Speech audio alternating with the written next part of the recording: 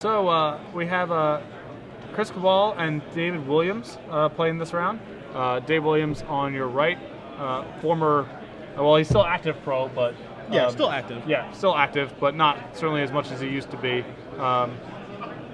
Came in second place at the WSOP a couple years back, and has used some of those winnings towards beta dual lands and a bunch of foils that will be on display during this match. And by some you mean most.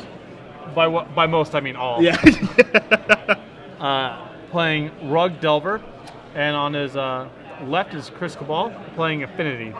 This was the actually the deck that dispatched me in the one and only round that I played at Grand Prix Atlanta a couple weeks ago. Okay. Yeah. Affinity is an interesting little legacy deck. I'll tell you what. Yeah, it is. You know, it's always like it's fun playing in a format where you get. It's not like you just get taken back into time, like to as far back as you can remember. You get teleported to like very specific points in your memory. It's like when someone goes turn 1 Vault of Whispers, you're like, I'm in 2004. It's just like you know, this deck's stupid. I'm gonna die on turn 4. Right. I remember what songs were popular. I remember, you know, my 2004 days. Brief history lesson.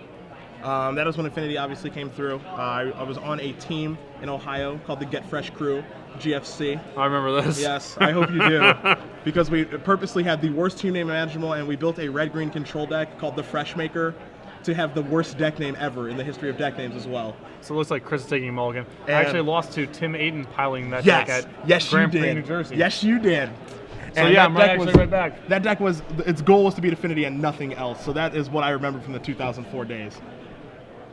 All right, so Vault of Whispers, Signal Pest. One of the cards that Affinity did not have back in the day. Yeah. And it's hard to say if Affinity would even have played that card back in 2004. It's weird to me. It's still hard for me, having played in that era, to wrap my head around Arcbound Ravager not being good enough for the deck. But yeah, and like Frogmite not being good. Or does he have Frogmite? Yeah, he's got 4 frogs. Okay. Like Frogmite not being like turn 1 Frogmite was like you wanted to pull your hair out. Yeah. And they played a turn 1 2/2. So a Wasteland from Dave to try to set his development back. But usually Affinity is able to run pretty land light. Yeah, it's not a deck that requires a lot of lands, and I know you have his deck list in front of you. How many lands is he even playing? 16 plus 3 opals plus 3 drums. Sure, so they don't need a lot of land to operate. They can typically operate on 1. Hopefully it's an artifact land, but it doesn't need to be. So you need, as a Rug player or anyone, any deck, honestly, to ignore their lands for the most part and just get your game plan online. And then if they, you know, they don't have a ton of lands or they have a creature land like a Blink Moth or an Ink Moth Nexus, then you can wasteland that. Yep. So Dave has just made a first turn play, more than twice as valuable as Chris Cabal's entire deck with a turn 1 Beta Tropical Island into a foil Ponder. Yeah, and you guys would think that that is glare coming off of the Tropical Island, but that's just how expensive it is. Yeah, it's just blinging. Yeah, exactly. That's all. There's no camera issue at all. Mox Opal. That's likely to resolve. And as you guys will probably see throughout this game, Dave is already behind because of the turn 1 Lace Land on the Vault of Whispers, and trying to mana screw an Affinity opponent is not going to work most times. It's a tough sell. It's so attractive sometimes because you know there's so few lands in their deck. Yes. Where you're like, if I tag this, that could be their only land. Sweet. Often what ends up happening is they're just like, all right, Nexus, dump my hand next turn, go. Yeah. I mean, back in the 2004 days, you had to control yourself not to oxidize their first land. Right. You had to save it for an actual threat, even though you just want to get them so bad. Yeah. Because they have so few mana sources. Because it was such a dirty deck at the time. You're just like, all I want to do is just, I want to screw this dude. You just want to beat him. Lose with no cards in play. Yeah. That's all I want. By any means necessary, you want to beat them. I remember there was a match as Dave fetches here where my buddy is playing like top 8 of a PT. There's a volcanic. He has a bunch of Oxidizes in his hand, and he's just like, I'm gonna destroy all of his lands. He's not gonna play anything, and the guy's just like, Darksteel Citadel. Oh my God. Yep. This is not a good plan anymore. And then he just got crushed. Some pretty good Affinity stories, perhaps in between games here. Sure.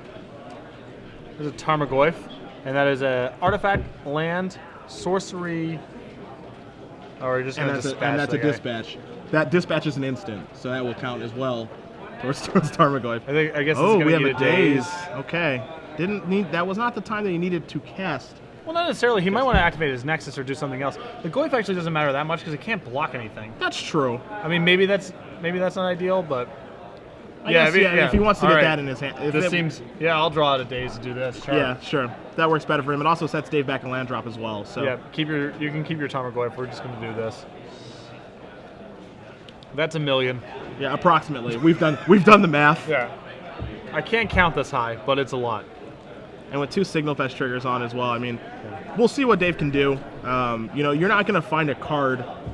There's a potential to see a card like Fire and Ice, even though it's not in Dave's deck list, but you're not going to find a card like Arc Trail or Bonfire the Damned or something like that to save him out of the situation. All of his removal is 1-for-1s. He's just got some bolts, right? Yeah, he's got some bolts as his removal. So there isn't much that he can actually do to get himself out of this situation.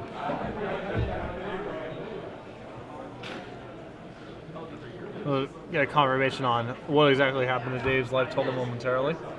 I count 1, 2, 3, 4, 5, 6, 7, 8, 9, 10.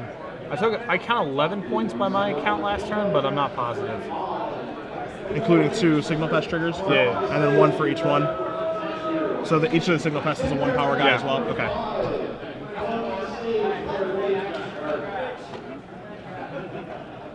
One, 2, I guess 6. All right, so I was off by 1. All right, we're gonna ponder.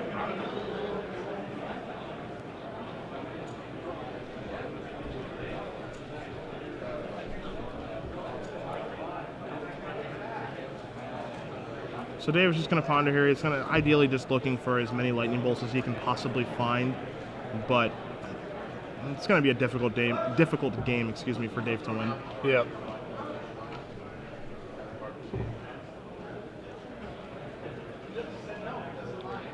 I actually don't think he has. I mean, the only thing that he could really have is just 2 lightning bolts. That gets him some of the way there. Yes.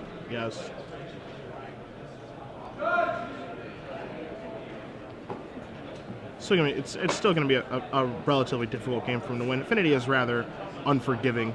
When it does what it does, and anyone who's ever played against the deck knows exactly how good cranial plating is. Every creature becomes just a gigantic threat that is difficult to deal with. So, see if they. All right, we're gonna attack because we can't block. Yeah, not attacking. Artifact, instant, land, sorcery. Probably, I guess 4 instant, sorcery, land, artifact. And the thing about and also, I mean, the damage that he's dealing is good. 2 mana 4/5 is obviously very good, but as we see at Master of Ethereum to help pump up the rest of his guys. Sure. But Vault Scourge is going to has lifelink, excuse me. So the damage that he's dealing is relatively relevant. Also, Vault Scourge is like, Master of Ethereum is like a 7/7 right now too. So Lightning Bolt is going to resolve. Yep. Bang. Did him real good. So still 2 points coming in. That's actually going to be 4 points because of Master. Oh, right, yeah. +1/+1. And now there's a Master of Ethereum in play. So it's going to put him down to 2. Master is going to be a 6/6. And plating is just going to be moved over to one of these Signal Pests. Yeah, it's going to take care of it. Looking at Dave's sideboard, and a lot of people, this will come as no surprise, don't really prepare for Affinity when they're preparing for a Legacy tournament. It's one of the fringe decks. It's not a deck that people really expect to play against. He doesn't have a ton of hate, but he does have 2 Ancient Grudges in his sideboard, which are going to be incredibly useful, of course. Yeah, they're excellent. Outside of that, there isn't much that he can do here. Sulfur Elemental can potentially trade with something, but he does not have a lot of help in his deck to be able to fight this deck. No, I think you're just bringing in the 2 Grudges. On the other side of things, Cabal has a single copy of Perish, which I was expecting him to bring in. And then he has 4 Spell Pierce, 3 Thoughtseize, which are, I would assume, mostly for combo matchups. But it's possible he wants him here as well if he's, like, Thoughtseize actually might be fine. I'm not a huge fan of Spell Pierce, except in the combo matchups, because, like, holding a blue is a huge cost for this deck. Yes. Holding a blue is, pretty difficult. I don't hate Thoughtseize, but it's proactive instead of reactive, and I think you'd rather be proactive instead of reactive. Right. So both these players are 2-1. I actually got to burn Williams' one loss earlier in the tournament, which was to Michael Hetrick playing Esper Blade. Sure. Dave's draws were quite poor.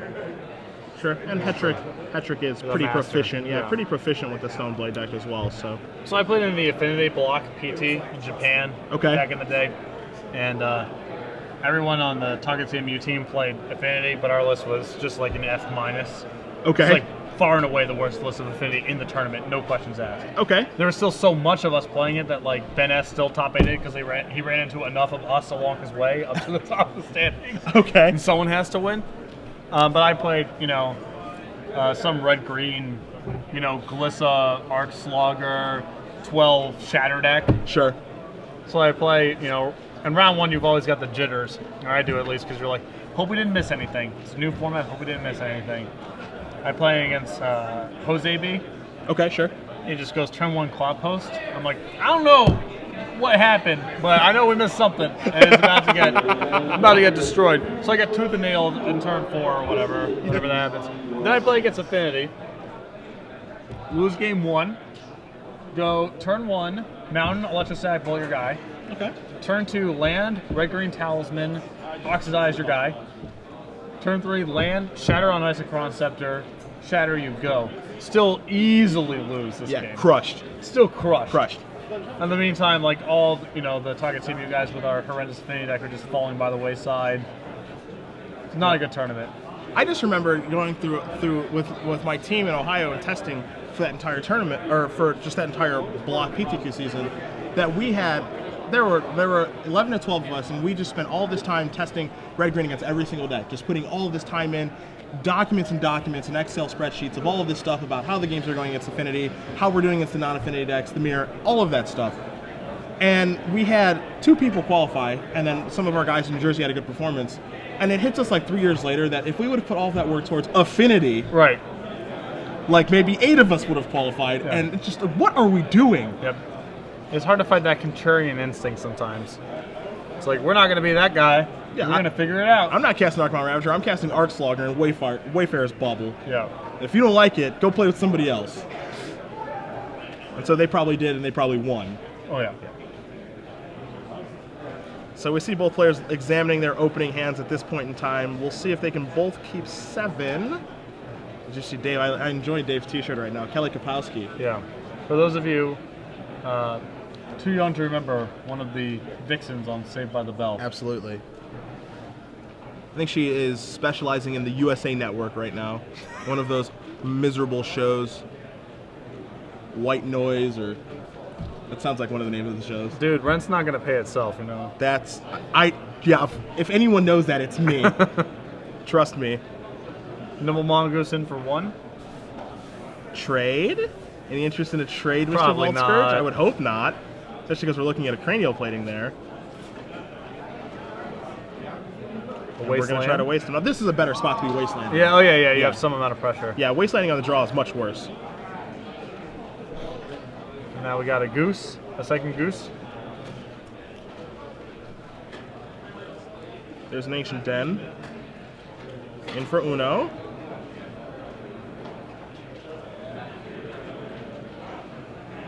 It's a simple pass back. It is. It's a very slow start. Pretty good for Dave. Yeah, it's a very slow start for Chris this game. The gooses are unloosed for 2. And then another wasteland. Okay.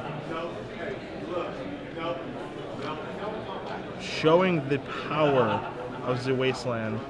Monday doesn't have very much other action, it looks like right now. No ponders and brainstorms, that sort of thing. But it doesn't mean he's doing poorly. He's actually still doing quite well. Springleaf Drum resolves, which is really nice.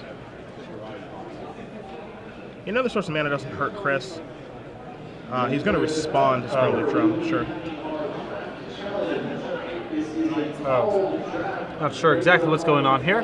Well, it looks like Dave's going to respond to Springleaf Drum so that Chris doesn't have the mana, or he may just, okay, so he's just going to let it resolve and then take it. He just wanted to consider what he could do in response to that.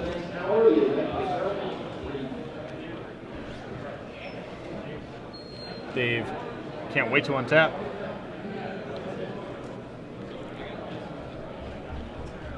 And for Deuce. Another 2-ball. Those geese need to get a little bit bigger. Yeah. That'll help. Misty Rainforest probably going to be followed up with a Tarmogoyf, it seems like to me. Possibly playing right into a Parish here. I don't know if Chris has it. He only has one copy, but that would be a good time to have it. One is better than none.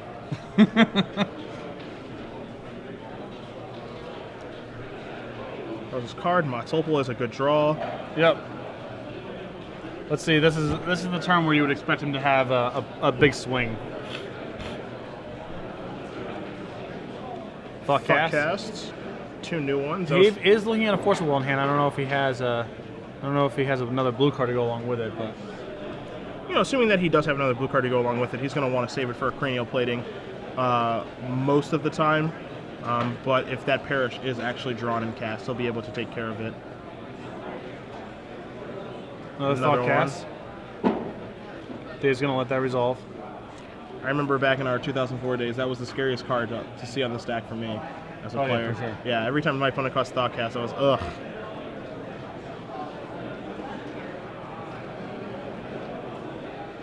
Another Vault Scourge. I assume we're going to probably send for 1 here. Looks to be the case. Chris really needs to obviously unload his hand as quickly as he can. I think we see a Dispatch in his hand that can take care of that Tarmogoyf. I would imagine you want to cast it now. Well, he also has a Signal Pest in his hand, so I guess he's debating between those two. Sure. I think you're going to want to get Signal Pest on the board, but it looks like he's going to elect to try to cast Dispatch. Maybe he'll trade a Vault Scourge for we'll attempt to trade a Vault Scourge for a Nimble Mongoose and then dispatch the Tarmogoyf. So, curious to see. Okay, Dave's not going to make any efforts to get to Threshold before combat. It's so attractive for him here, if he could, that I have to assume he doesn't have any ways to actually get up to 7. Sure.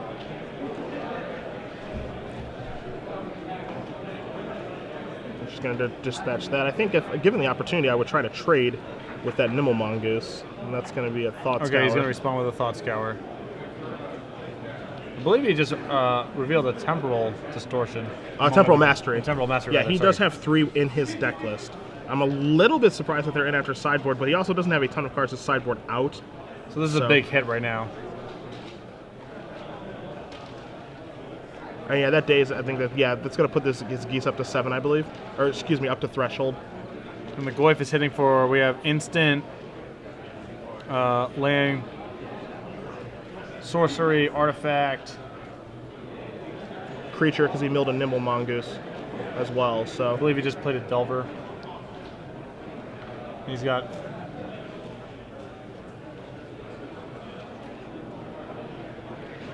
Lightning Bolt would kill Chris, but it's pretty clear that Dave does not have that. He does have Parish. All right, he's got a Force of Will for the Parish. Okay. That would be just the dirtiest way to take out Dave out of this game after all of his beta dual lands and full everything, to actually just whiteboard 6th edition Parish him out of this. You gotta do him a little bit better than that. At least go find a Tempest one, Chris. Come on. It's a disservice. But that will probably wrap this particular game up. Yeah, I had to imagine. I would assume.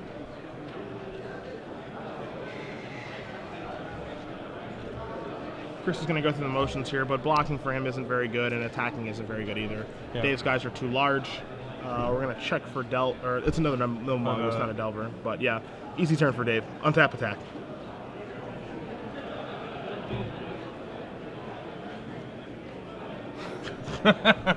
We just got a little prompt here. That's all you, man.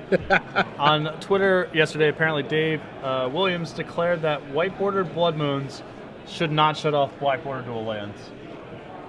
Could not agree more. Yep. Also, it was funny. He has a red blast in his sideboard. I was watching him. I was burning his match as we're in the process of wrapping this one up. And he was debating, like, he has Spell Pierce and Lightning Bolt and Red Blast, and he's just like on the fence about which one it is that he actually wants. And he has like a 1/4 edition Red Blast in his sideboard. Okay. And he looks at it and he looks at me and he's like, "This is too ugly. I can't even play with it." And just sides it out.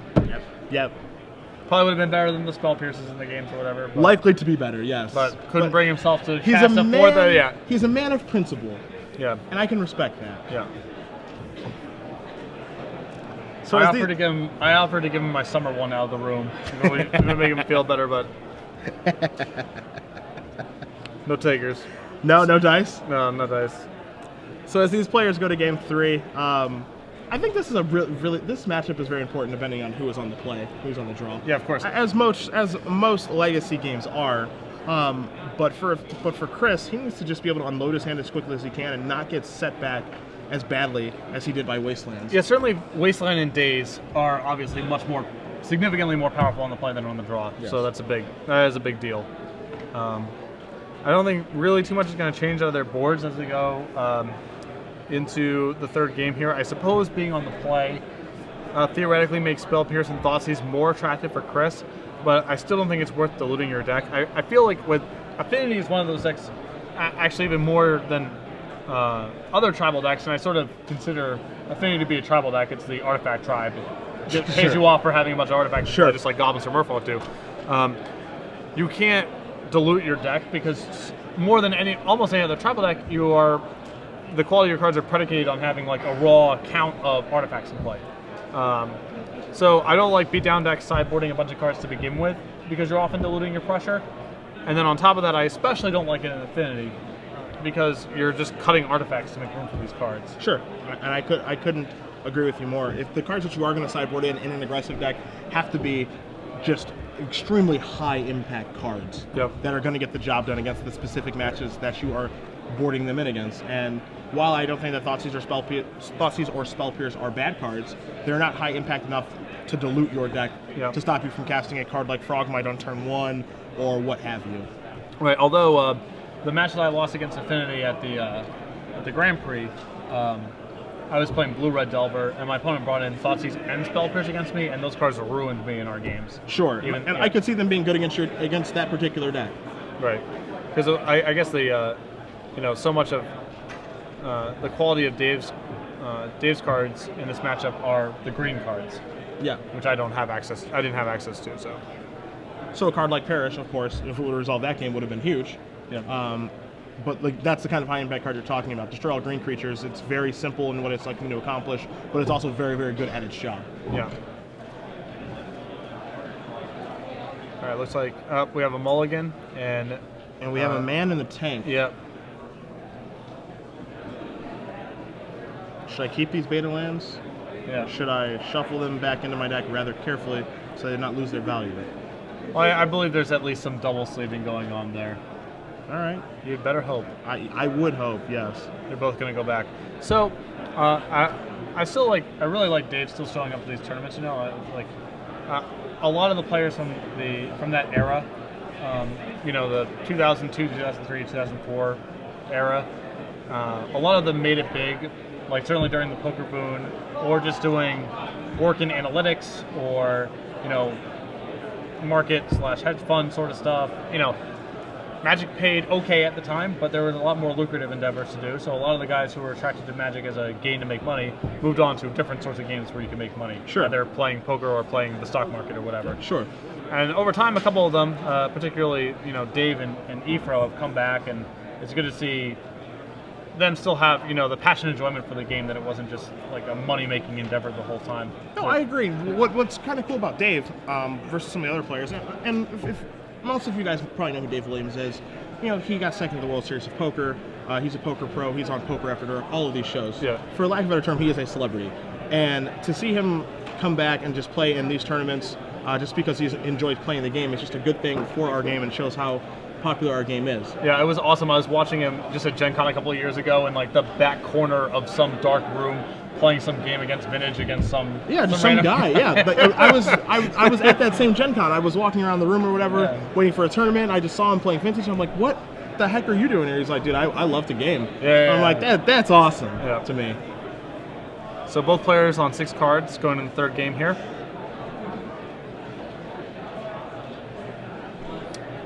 And it looks like lands and spells in Chris's hand, and Dave seems content with his 6 as well. All right, we'll see what they can do. Looks like there's a lot of white cards in Chris's hand. I don't see a white source of mana. And there's a Wasteland. I guess this is one of the few times that you can actually play Wasteland without a ton of fear, only because Signal Pest can't actually do any damage. Yeah. There's no real clock on him. I still don't love Wasteland on the draw, but Yep. If he has nothing to do on his first turn, it basically, if Dave has nothing to do on his first turn anyway, it basically gives him another draw step to find something to do on the first turn. sure. There's a Stoneforge Mystic. Stoneforge. I assume this is only to find cranial plating. Yep. I see that Dave has a Spell Pierce in his hand. That's an interesting card to have in that deck. He's going to Thought Scour himself. I assume he's willing to daze if he finds one off of this Thought Scour. Yeah, I would assume as much.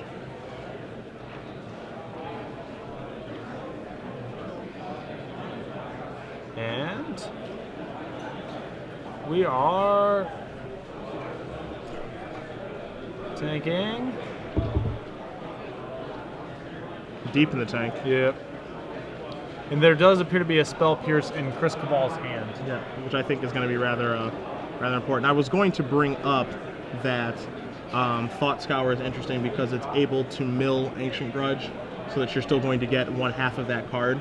And that's exactly what happened off that Thought Scour. I know you guys can't see it on screen, but Dave actually milled an Ancient Grudge when he cast that Thought Scour, so that's something more that Chris has to think about now. Yep. Dave's going to need a second land here before we can even make that a thing, though. No second. Oh, no, never mind. Sorry. Okay, I see a Misty. I was going to say. Yeah. It's a tidbit dicey. There's a Goose. Goose is loose. So Dave is pretty content to sit on his Grudge up, although unbeknownst to him, Chris can actually potentially Spell Pierce the Grudge flashback. Yes. I assume Dave ideally wants to wait until a spot where Cabal is actually going to try to move his cranial plating onto a guy and actually make an attack. So Dave might be in a holding pattern for a little bit. Now are we going to hit for 2? I mean, he's just going to go ahead and pass back. He's stuck on lands right now. We know he has a Spell Pierce and a cranial plating that he can put into play with Stoneforge Mystic. But he also, I'm sure he has some other decisions he can make as well, but he is stuck on land at this point, which is good for Dave. He needed a turn of just freedom, honestly. Yes. Yeah. No more pressure added to the board, anything of that nature. So Dave with 2 fetch lands and a tropical island. He's going to probably don't want to attack there, I would assume. I mean, there are 3 cards in his graveyard. 2 fetch lands is going to make it 5. Interesting attack. All right. This is an awesome call. If Brainstorm. Brainstorm will theoretically make it 6. Oh boy. Whoa, hold up. Spell Pierce is now a rather. He's giving it away now. The jig is up. Yeah. By reaching for that island, he's really giving it away. And this is actually something I'm really dubious of, because presumably Dave's making this play because he feels like he can get 2 threshold inside of combat. There's a pretty big danger here that if you pierce here, he just pays. His turn's still good because he gets your Stoneforge Mystic, and now you haven't even got to put your cranial plating into play. Yes. Yeah. So the pierce didn't really accomplish anything. Right. And you're losing the guy who's going to put your thing in. That's going to put your cranial plating into play for free. You know.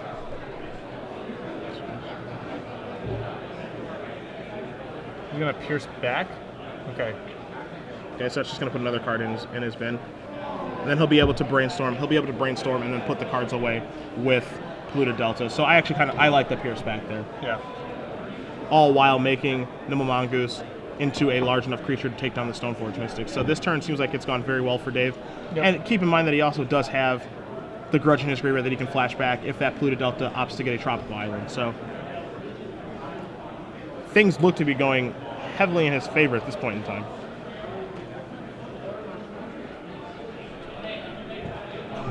And from what I can see in his hand, it looks as though he has a Ancient Grudge in his hand as well.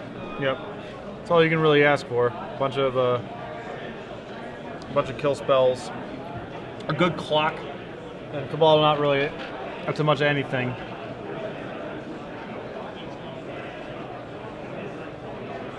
He needs an Edge champion. That's the card he really needs here. Edge champion would be good. He also just needs to really slow down and think his turns through, because before he casts the Cranial Plating, he tapped all 3 of his mana, which is like a rather dead giveaway that he has Massive Ethereum in his hand as well. And he just needs to kind of take a step back and just plan out what he wants to accomplish on each of these turns. Because, I mean, Cranial Plating coming into play just doesn't matter for the most part, because we know that Dave has an Ancient Grudge. I guess you may want to just get that part of the game over with, but... Yeah. Alright, so we're going to get rid of that plating. You know, there was a point where Chris's Spell Pierce would have been very good, and I just think that he used it incorrectly. Yeah. I think you're just fine taking that hit. Dave does whatever he does with his turn. You Stoneforge out your Cranial Plating. You go and tap with Pierce up. Seems like a much better progression. Yeah.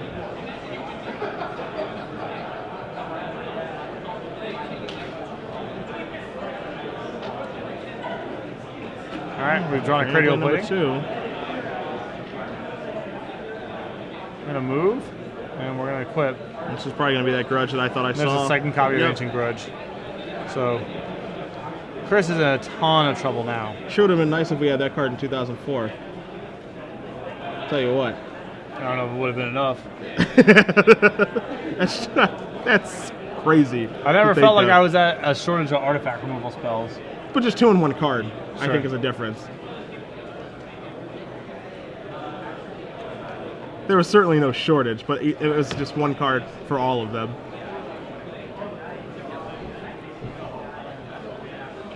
Let's see, 3 mana. This is probably the Massive Ethereum that I thought he had. Yep. And that's just going to eat. Just another Grudge victim. Yeah, just another victim of the Grudge. If Dave wants to kill that, then he will.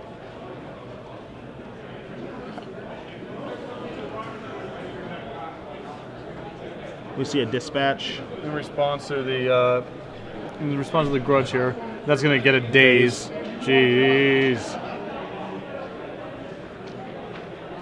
Every turn has gone about as badly as possible for Cabal here. I'm inclined to agree with you.